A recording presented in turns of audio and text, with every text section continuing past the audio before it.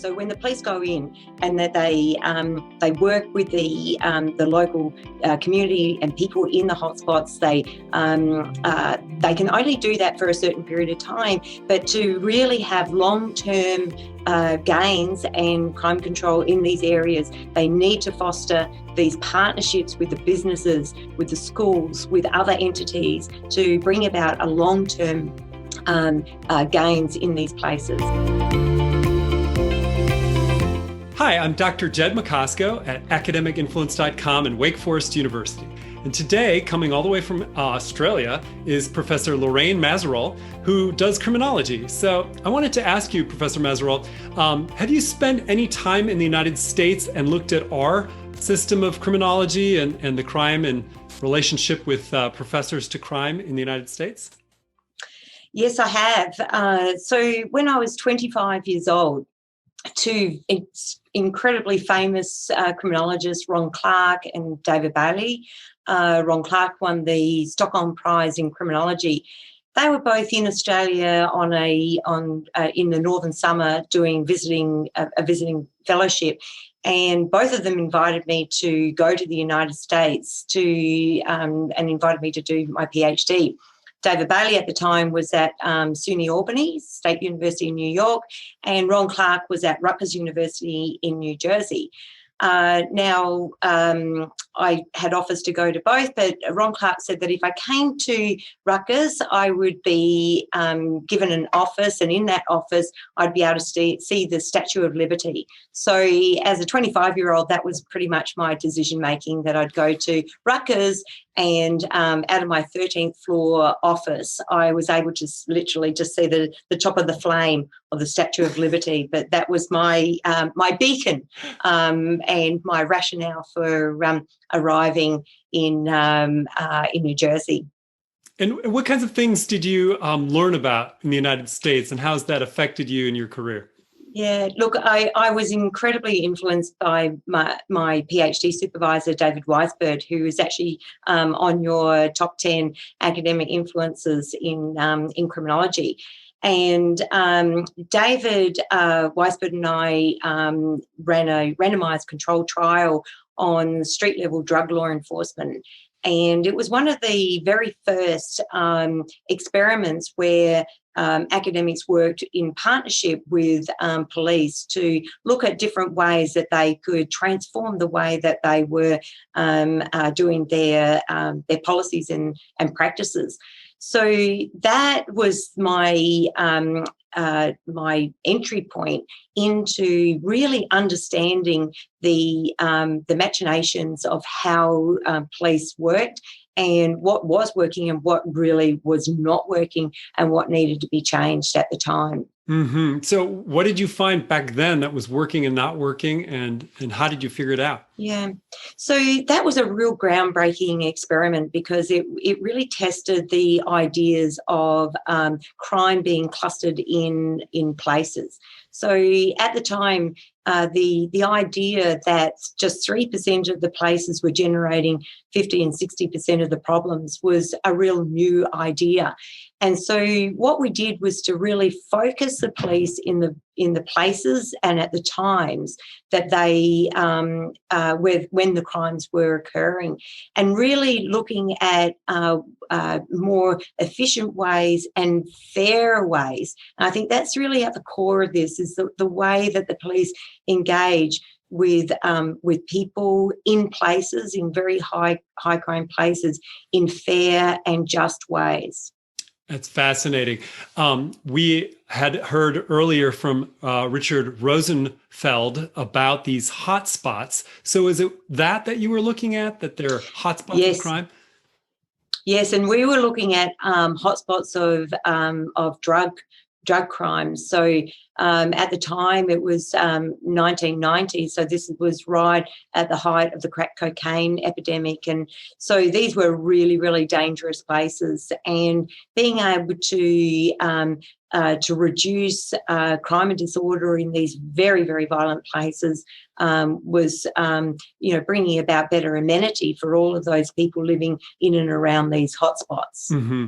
And Professor Rosenfeld said that going into a hotspot with a greater proportion of your police force until, it sort of mitigated the problems, there was like using a scalpel to deal with crime versus a stop and frisk policy that we heard about in the recent run with Mike Bloomberg.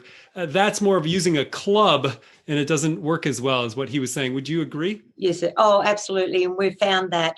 So my contribution to this whole idea is that the police can't do it alone. They can go in there and they can suppress the problem in the initial stages, but there's what's called a decay effect.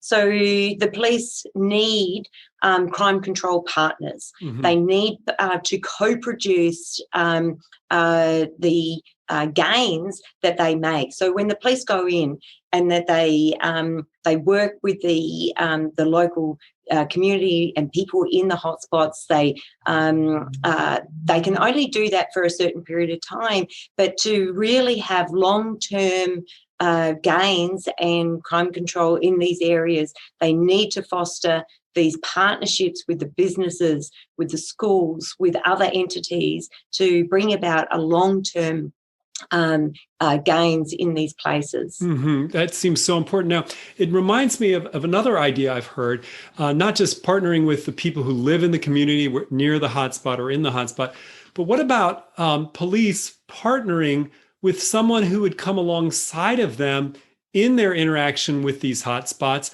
as like trained as a social worker? So, for example, with the George Floyd incident, I come from Minneapolis myself, so all of my relatives and friends were back there, and it just seemed like that situation would have been diffused if there had been a person coming alongside of the police who was trained in social work. Have you heard about that or studied that? These are called Coresponder models, and the Coresponder models, I think, are very under-researched. We don't know a huge amount about them.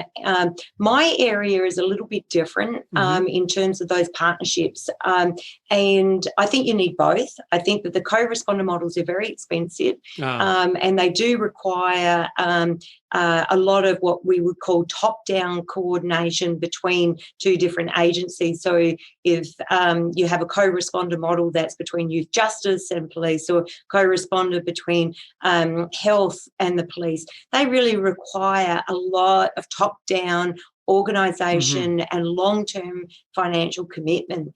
A lot of the work that I do is looking at partnerships that are much more ground level, bubbling up, where the police know the local the businesses, and that they form a partnership with the local businesses or the bar owners, for example, or where they form lasting partnerships with the local schools.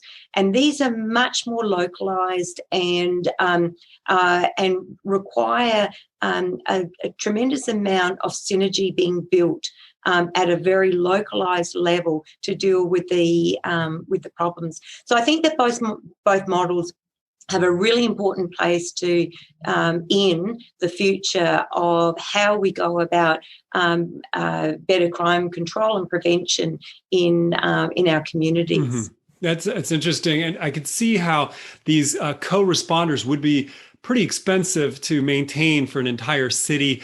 And I could see how even in the George Floyd case, that if the police had built up good relations with the store owner that called the police in that incident, maybe somehow that could have been avoided. I don't know. What do you think? Yeah, well, look, I do think that those partnerships, which is what I study, are so very, very important.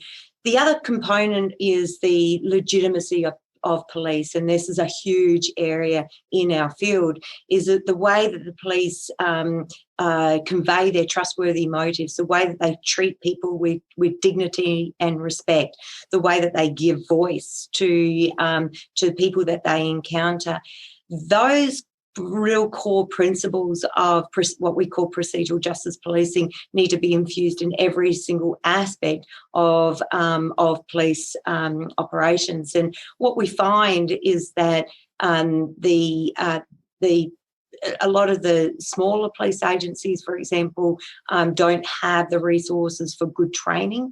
How you recruit police into policing, and how you train them to really fundamentally understand those principles of procedural justice policing is very important. It sounds like procedural justice is sort of the police equivalent of customer satisfaction. And I know that some companies were terrible at customer satisfaction, and then they had to kind of reinvent themselves to meet the customer's needs, and things really improved for those commercial companies. Do you think the same can happen for the police force? I think there needs to be fundamental change, and there's the President's task force, for example, President Obama's task force on 21st century policing, I think laid out some really important frameworks for reform of policing, and those ideas have really permeated not just in the United States but across the world. So we're very aware of that. For example, in Australia, I know it's fundamental to reforms in policing in the UK and other countries as well. Mm-hmm. Where else do you see the same dynamic that's in the United States, where there's a lot of mistrust in certain ethnic communities of the police, and there seems to be definitely some unfairness and inequities of the police force as a whole towards certain races? Do you see that elsewhere in the world besides the United States? Yes, and of course we have a large Indigenous Pacific Islander communities. We have one of the highest rates of in-migration in the world. So these are fundamental problems. I think that right now in the United States, the combination of distrust along with the lack of gun control creates a really, really unique set of circumstances that I think are, particularly negative. Whereas it's a very different dynamic here in Australia and New Zealand. Our gun control is so much more stringent. Mm-hmm. Do you think for the United States, to give us some advice, should we pursue both reforms in the police department to build trust and gun control? That's such a controversial issue. I really can't walk into that one. I spent enough time in the United States to know that that's a really controversial issue. We definitely need some reform of our interaction of police with the community, and it sounds like you have a lot of experience in that. And there's obviously people who are studying it in the United States. Do you partner with them to study in the United States, or does all your research happen in Queensland and thereabouts? No. I think I was so incredibly lucky to have really by accident landed in the United States and on the East Coast in the early 90s, and spent 10 years in the United States working as an academic, and that really provided me with I have lifelong friends and colleagues in the United States. So I still have grants with colleagues running randomized controlled trials. We've got one looking at drug dealing in hotel rooms, for example, and that's all about partnerships again, because hotel rooms and hoteliers are the partners of police, and if hotel rooms are being used as comfort zones for people to distribute drugs, manufacture and distribute drugs, then this is a way to partner with the hoteliers in a really procedurally just way, is to engage them as guardians to help bring about better crime control and prevention. That's wonderful. Well, I really hope you're successful in all the different things that you're doing. We have interviewed a lot of political scientists, and it strikes me that a criminology professor is to the police force as a political science professor is to our government. And we need really smart people in these types of professorial roles. So I'm so glad that you are one of them. Oh, well, thank you very, very much for the opportunity to participate in this. You're welcome. Thank you for taking some time with us.